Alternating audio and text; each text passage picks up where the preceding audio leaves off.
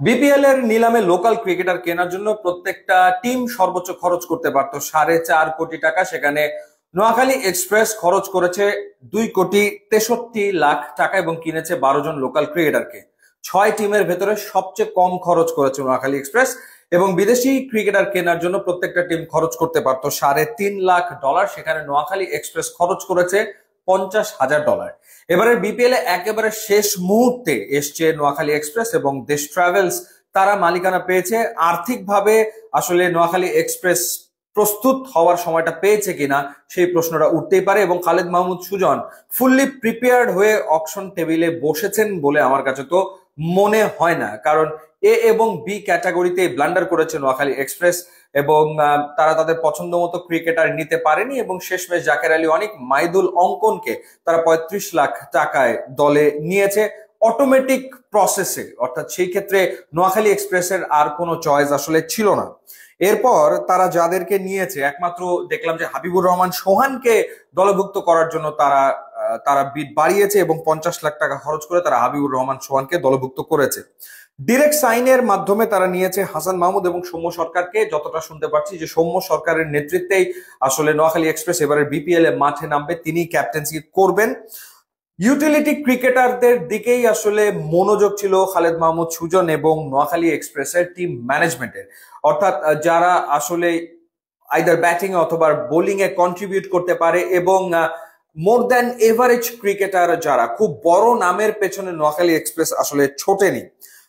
কাদেরকে নিয়েছে সেটা যদি আপনাদেরকে জানাই, যেমনটা বলেছি যে জাকের আলী, মাহিদুল ইসলাম অঙ্কন, তাদের দুজনকে তারা পেয়েছে 35 লাখে। হাবিবুর রহমান সোহানের পেছনে খরচ করেছে 50 লাখ। নাজমুল ইসলামকে তারা নিয়েছে 18 লাখে।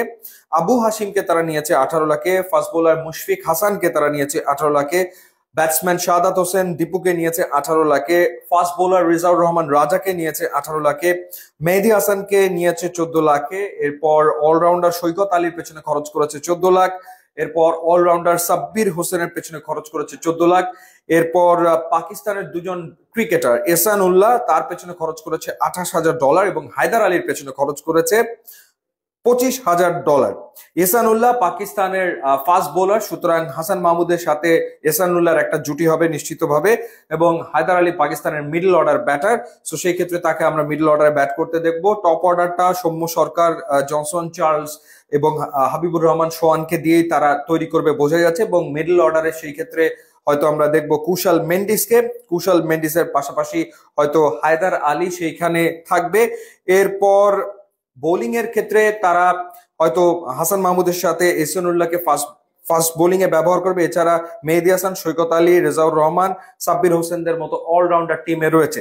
সো ওভারঅল যদি বলি যে হ্যাঁ, এটা স্টার প্যাকড কোন টিম আসলে হয়নি, but there are plenty of utility cricketers এবং ওয়েল এক্সপিরিয়েন্সড ক্রিকেটার্স যারা আসলে ডোমেস্টিক ক্রিকেটে রেগুলার খেলে এবং মোটামুটি তারা পারফর্ম করে। যেমন সাব্বির হোসেন সবশেষ সিজনে খেলেছে দুর্বার রাজশাহীর হয়ে, ইফ আই এম নট রং।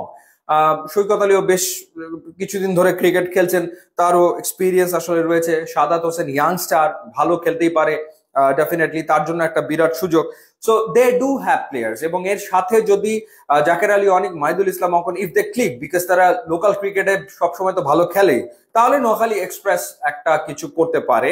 এবং ইন্টারেস্টিং ব্যাপার হচ্ছে সৌম্য সরকারের নেতৃত্বে এই টিমটা মাঠে নামবে, সুতরাং সৌম্যর ক্যাপ্টেন্সি কিরকম হয় সেটাও একটা দেখার ব্যাপার। সো ওভারঅল এটা টুর্নামেন্টের বেস্ট টিম হয়েছে বলা যাবে না, বাট দে ক্যান ফাইট। তারা ফাইট করতে পারে প্রত্যেকটা টিমের সাথেই এবং ফাইট করে রেজাল্ট বের করে আনার মতো টিম হয়েছে, সেটা আসলে বলতেই হবে।